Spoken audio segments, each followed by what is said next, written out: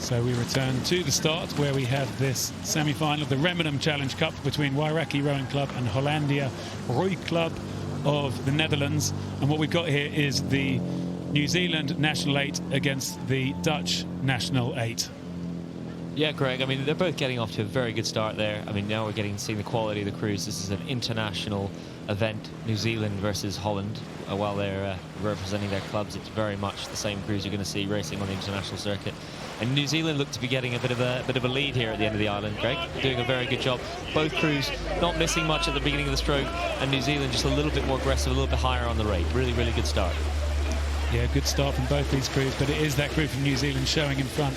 They're going to want to try and break the crew, try and get away if they can, try and make this into, well, it's a two-horse race, isn't it? You want to try and break your opposition. You don't want this to go on for too long, but I'm sure the crew from the Netherlands will be pretty efficient and will hang in here.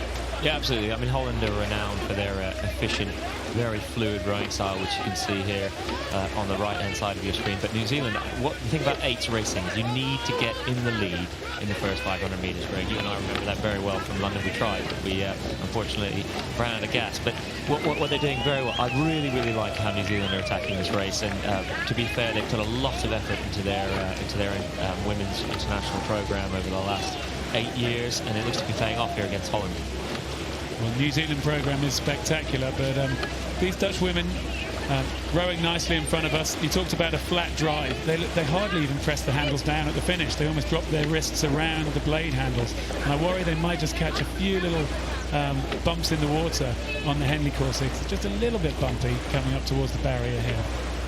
Yeah, I mean, Greg, that's the unique thing here about Henley. So Henley is very different to the international racing circuit because you've got the launches driving up and down the river on the left-hand side of your screen, which creates a bit of movement on the water, and you have to be very careful around the finish because the boat is moving around a lot more than you would see in an international six-lane race like Lucerne or at Dorney where we race the Olympics. But Greg, I have to say, New Zealand here, very, very commanding lead. I really like the way they do it. They're pressing the finish out here. They seem to be getting in a really, really good stride, what we call really good rhythm. You can see there the way that they're all moving together. We talk about rhythm. And the reason we talk about rhythm is because it creates efficiency with your breathing, your movement, and that means that you can just inch away from the crew behind you like you have New Zealand against Holland here on the left-hand side. And we talk about the idea of feeling the rhythm. We know it, feel the rhythm. Can you see the rhythm, Alex, when you look at that crew from New Zealand on the right? Yeah, you can. I mean, if you look around the finish of the stroke here, Greg, when the blades are coming out of the water, you look at the arms coming in and away, and it's almost like it's swinging along that sort of pendulum feel. It's like when you get on a bicycle and you're just tapping the wheel along, and you're not trying to create a big heavy hit at the beginning of the stroke. You're just tapping the boat along the top of the water. Whereas you can see here on the left-hand side, Holland, they are rowing well, but it's not as what I call swinging the boat down the course. I like that idea of swinging, and you can almost see the back swing back, and it almost looks to me like those legs don't go down too fast. The blades lock up, and then the legs just go down in that rhythm, because the rhythm is there. The bodies then open up and kind of swing, the shoulders all move through together, and I guess that's what creates what I notice, I feel, and you look to see here. You got Caleb Shepherd here in the cox seat, Greg. It's one of the interesting developments over the last few years is that men and women can now cox their respective opposite sex in the international races, which we didn't used to see a couple of years ago. And he's doing a very, very good job. Yeah, we see him sitting there, as you say, Caleb Shepherd. He coxed the New Zealand men's 8 at the Rio Olympics, but has switched over and is now coxing the women's 8 here. The women's 8, they've looked to kind of strengthen it up, looking towards qualification for the Olympic Games. They've got to hit the top 5 places. The crew from the Netherlands were 4th at the World Championships last year. If they're able to repeat that, that will guarantee a place in Tokyo. New Zealand have put their strong World Championship women's pair of Grace Prendergast and Carrie Gowler in there.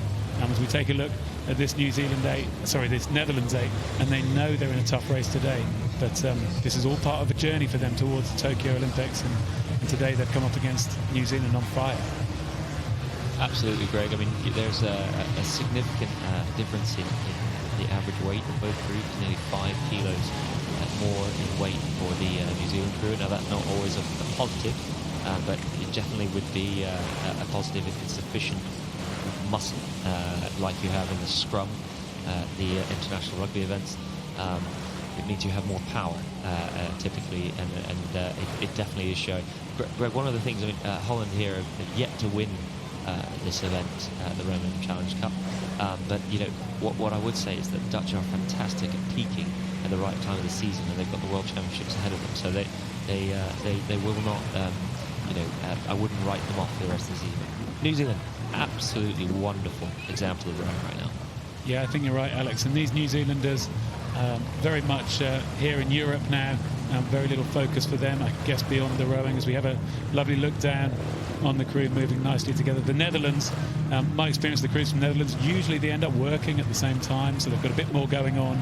And then when it comes to World Championships, then they can really focus in, and that helps them almost to lift their level through the year. Whereas maybe a crew like New Zealand, sometimes like Great Britain, are almost sort of peaking for the whole 4 years, rather than coming up to peak when it really matters.